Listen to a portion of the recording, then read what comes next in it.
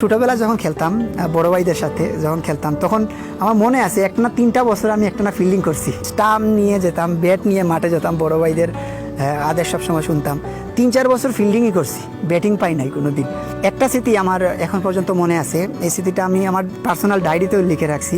ছোটোবেলা যখন 3-4 বছর ফিল্ডিং করার পরে একদিন ব্যাটিং পাইছি, আপনার লাস্টের দিকে ব্যাটিং পাইছি। 4 বল 5 বলের মতো রয়ে গিয়েছিল ওইবারে আমি একটা 4 মারছিলাম, আমার জীবনের প্রথম বাউন্ডারি। ওইটা আমার ডায়েরির মাঝে লিখে রাখছিলাম যে এইটা আমার জীবনের প্রথম 4 রান বড় মাঠে বড়দের সাথে খেলা। এই স্মৃতিটা আমার সবচেয়ে বেস্ট স্মৃতি।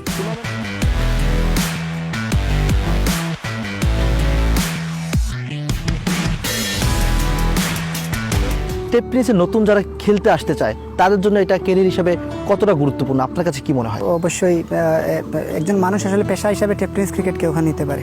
টেনিস ক্রিকেট খেলাও যে একটা পেশা, বর্তমানে বাংলাদেশে যারা টেনিস খেলতেছে তারা কিন্তু অলরেডি প্রমাণ করে দিয়েছে, আর ভালো আর্নিংও হচ্ছে। তো আমি বলবো অবশ্যই আপনি একটু শুরু করেন, আপনার এলাকাতে প্র্যাকটিস করে ছোটো ছোটো ম্যাচগুলো খেলেন। ছোটো ছোটো ম্যাচগুলো যখন আপনি খেলবেন তখন একটু ভালো খেলার চেষ্টা করবেন। যখন একটু বড় ম্যাচে সুযোগ হবে, যেই সুযোগটা আসুক, দেখা গেছে এরকম সুযোগ আছে যে 5 বলে জিততে হলে 20 রান লাগে একটা বড় টিমের এগেইনস্টে, আপনি ওই সুযোগটাকে কাজে লাগাতে হবে। দেয়ার ইজ নো এক্সকিউজ, আপনি এক্সকিউজ দেখালে চলবে না। ওই ম্যাচটাতে যখন আপনি 5 বলে 20 রান করে ম্যাচটা জিতাবেন তখন আপনি একটা হাইলাইট পর্যায়ে চলে আসবেন। তখন আসলে আমরাও যারা খেলি, আমরাও আসলে বিভিন্ন টেনিস ক্রিকেটারদেরকে তৃণমূল পর্যায়ে যারা ভালো খেলে তাদেরকে আমরা সুযোগ দেওয়ার চেষ্টা করি, বিভিন্ন টিম করার আমরা অফার পাই। সো আমরা অবশ্যই ট্যালেন্টের প্রায়োরিটি দিই আমরা সবসময়। সামাজিক যোগাযোগ মাধ্যমে হেলিকপ্টার বাবলু খুবই পরিচিত, আসলে এই জিনিসটা কিভাবে তৈরি হলো? 2020 সালের পর থেকে করোনার সময়, কোভিড-19 যখন ছিল, এরপর থেকে আসলে সবাই মোটামুটি 1 বছর ঘরে বসা ছিল। ওইখান থেকে আসলে আমি একটা পেজ ক্রিয়েট করছিলাম, আমার বাবলু33, আমার ফেসবুক পেজ। ওইখান থেকে আস্তে আস্তে ভিডিও ছাড়ি, আমার খেলার বিভিন্ন ভিডিও আমি ছাড়ার চেষ্টা করি ওইখান থেকে। তো ওইখান থেকে আসলে খুব বেশি মাত্রায় ভাইরাল হয় আমার হেলিকপ্টার শট কিংবা অন্যান্য ম্যাচের ইনিংসগুলো খুব বেশি ভাইরাল হয়। এরপর থেকে আসলে আমার নামটা পুরো বাংলাদেশে সহ পুরো বিশ্বে মোটামুটি ছড়িয়ে ছিটিয়ে পড়ে। এরপর থেকে আসলে আমার আর ওইভাবে নিজেকে পরিচয় করানোর দরকার হয় নাই। তখন থেকে আমি খুব ভালো মাত্রায় আসলে পুরো বাংলাদেশে পরিচিতি লাভ করি। হেলিকপ্টার শটটা আসলে কীভাবে নিজেকে রপ্ত করলেন? হেলিকপ্টার শট আসলে প্র্যাকটিস ব্যতীত কোনো কিছু না, তবে credit all goes to MS Dhoni, my idol. আমি আসলে ওনার খেলা দেখেই বড় হয়েছি।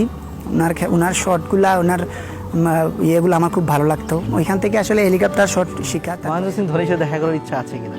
মহেন্দ্র সিং ধোনির সাথে আমি আসলে অনেস্টলি যদি বলি, একবারে ভিতরের গল্প আমার, আমি একটা মানুষের সাথে আমার দেখা করার খুব ইচ্ছা, সেটা হচ্ছে MS ধোনি। বিরাট কোহলির সাথে দেখা করার ইচ্ছা আছে, কিন্তু MS ধোনির সাথে আমার পার্সোনালি একটা ছবি তোলার অনেক ইচ্ছা আছে। জীবনে যদি কখনো সুযোগ হয়, ইনশাল্লাহ কারোর সাথে যদি ছবি তোলার সুযোগ হয়, মানে ছবি যদি নিজে থেকে আমি গিয়ে তুলতে চাই, তাহলে ওই MS ধোনি আমার গুরু যিনি, ওনার সাথেই আমি ছবি তোলার একটা ইচ্ছা আছে আমার পার্সোনাল লাইফে আর কি। চেষ্টা করেছেন কিনা কখনো? বা না, আমি কোনোদিন, ফেসবুক পেজ আছে, টুইটার আছে, কখনো কোনো সময় মেসেজ করা হয়েছে? না, এইভাবে আমি মেসেজ করি নাই, তবে আমি ওনার ফলোয়ার। আর খড়গপুর রেলওয়ে স্টেশনে উনি যেখানে জব করে, ওই স্টেশনের পাশেই আমি ছিলাম ইন্ডিয়াতে মোটামুটি 15-20 দিন নাগাদ ছিলাম ওই খড়গপুর রেলওয়ে স্টেশনের পাশেই। উনি মহেন্দ্র সিং ধোনি যে টুর্নামেন্টগুলো খেলছিল একটা সময়, টেনিস ক্রিকেটের টুর্নামেন্ট, ওই টুর্নামেন্টগুলো আমি খেলছি। মোটামুটি 10-15টার উপরে টুর্নামেন্ট আমি খেলে আইছি এই সেকেন্ড সফরে পশ্চিমবঙ্গে, যেই টুর্নামেন্টগুলোতে ধোনি খেলছিল। হ্যাঁ বাবলু, আপনাকে অসংখ্য ধন্যবাদ ঈদের বিশেষ স্পোর্টস চ্যানেলে আমাদেরকে সময় দেওয়ার জন্য। দর্শকের উদ্দেশ্যে যদি কিছু বলার থাকে একটু বলবেন প্লিজ।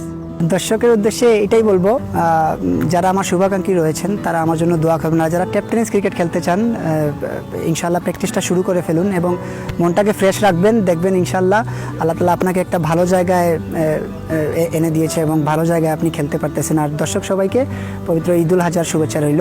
ঈদ মুবারক।